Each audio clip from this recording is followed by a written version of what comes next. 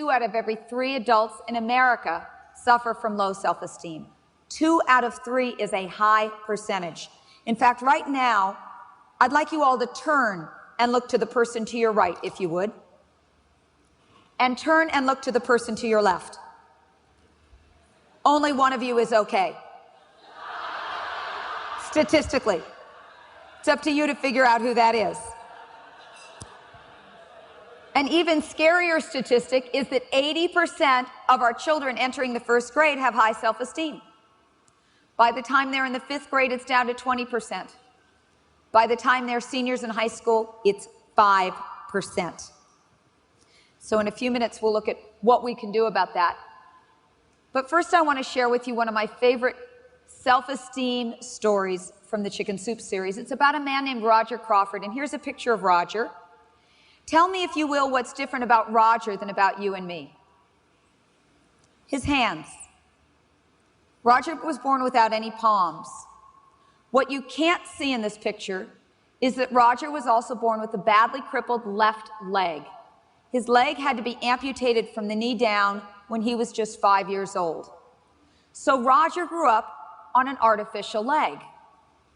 Now, these weren't great circumstances, but Roger's parents taught him that it wasn't his circumstances that would affect his happiness in life, but instead it was his thoughts about himself, his attitude, and his self-esteem.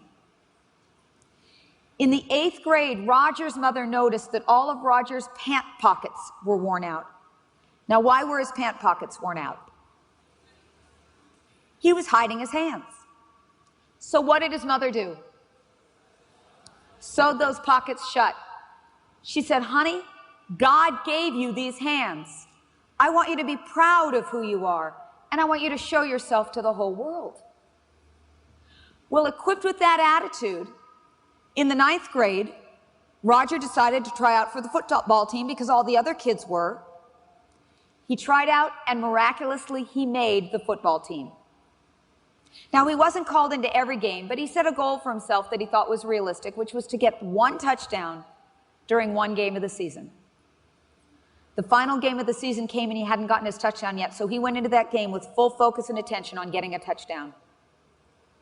Halfway through the game, the quarterback sent the ball flying accidentally in Roger's direction.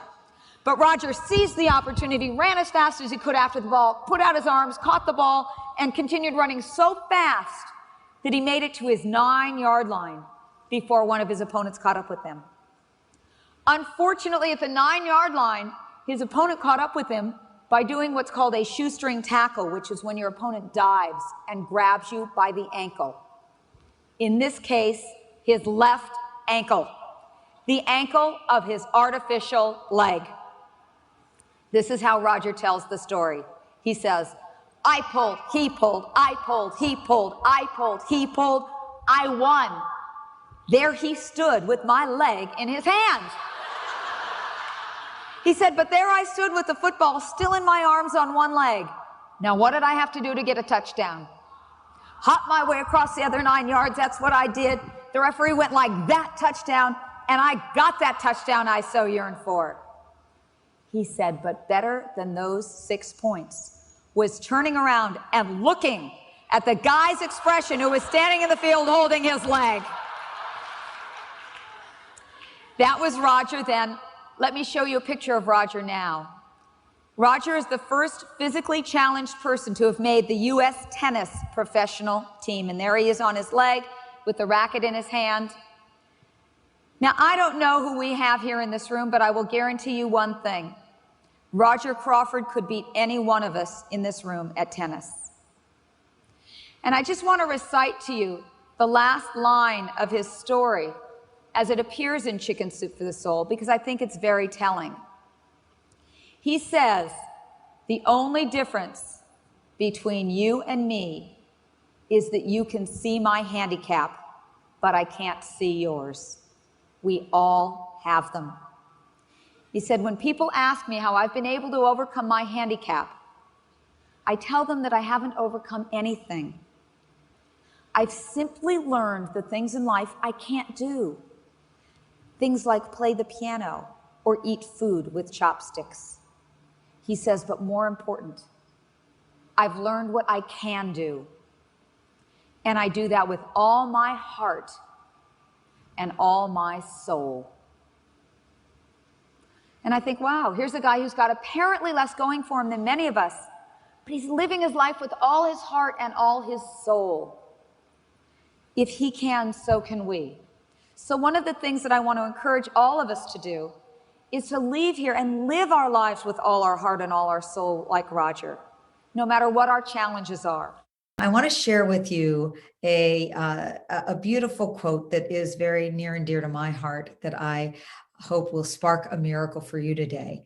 And it's a Chinese proverb that sums up why I'm so passionate about all of us living our best life. And it goes like this. It says, when there is light in the soul, there will be beauty in the person. When there is beauty in the person, there will be harmony in the house. When there is harmony in the house, there will be order in the nation. And when there is order in the nation, there will be peace in the world. And that is my prayer and my wish for you, for me, for everyone, that we know that light in our own souls. And through that, we all help create more peace on this planet of ours.